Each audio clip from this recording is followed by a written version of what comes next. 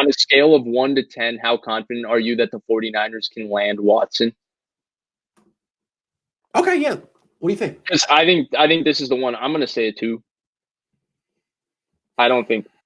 Look, I think we've always looked at it from the perspective of course. Hold on. Let's start over. The key word here is can, not will. Can they do this?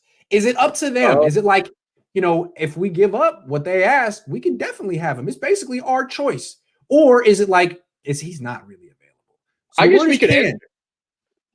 Okay, so I think that how confident the 49ers can land Watson, like an 8. I think if they were willing, if they were willing to, thank you actually for that. Good point. But I think if they were willing to send the house, like the Herschel Walker deal, like I'm pretty sure Deshaun Watson would want to be a 49er, play with George Kittle, Brandon Ayuk, Kyle Shanahan. Of course, who wouldn't want that?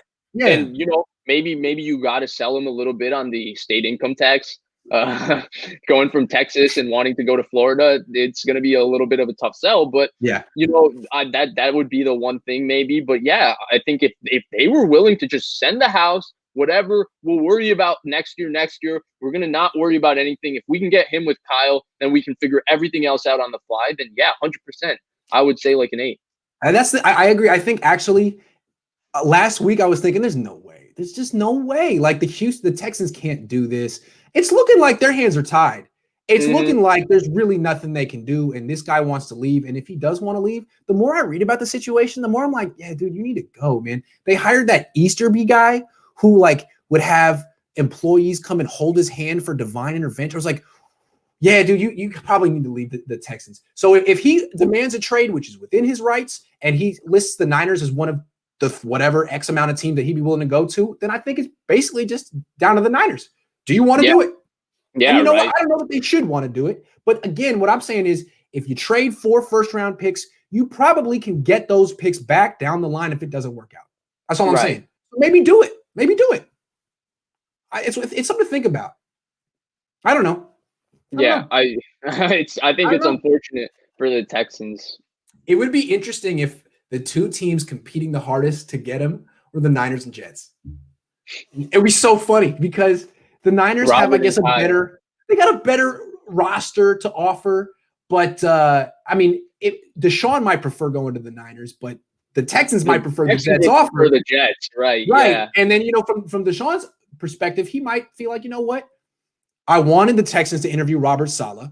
I like the idea of playing for him. I like the idea of playing in New York. Maybe they're not ready to compete right away, but maybe they are. Maybe I can turn this team around. And if they get a guy like Jamar Chase or Devontae Smith or whatever, then we can compete. Yeah, I don't know. It'd be really interesting if it came down to Saleh and Shanahan. And it'd be cool if they could actually get the guy and extend the deal and explain to him, like, look, Deshaun, you're great, but no quarterback ever has won making the money you are. Can we work this out? Can we give you a partial ownership in the team? Is there any way to lower your cap number so you win championships? You want to win championships too. You don't want to be Russell Wilson. You don't want to be that. And you know what it feels like because you just went 4-12. So can we work around? Let me give you, there's got to be some way they can circumvent the cap, right? Or is that just way against the rules? It's against the rules. Pay guys under the table. Who knows? Hey, real quick. A bombshell kind of just dropped. Steve Weish just put out a story basically saying that from everybody he's talked to, it's like a kind of like a essay type piece that McVay and Goff need marriage counseling.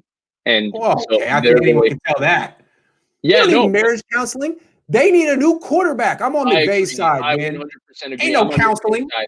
I think McVay's actually handled this situation beautifully. And I think the one thing that's going to look bad on Kyle is if, in spite of Jared Goff's cap number, McVay just says, look, I'm done. This isn't working. Get me a new quarterback and just gets rid of him this offseason. Because it'll be what Kyle hasn't had the conviction to do, which is just move off of Jimmy and figure it out at the quarterback position. But so I think it'll be interesting. Because the way I look at the Rams is you could put in 25 quarterbacks on that team and they would do better. I mean, geez, that's a hell of a defense and a hell of a run game. Agreed.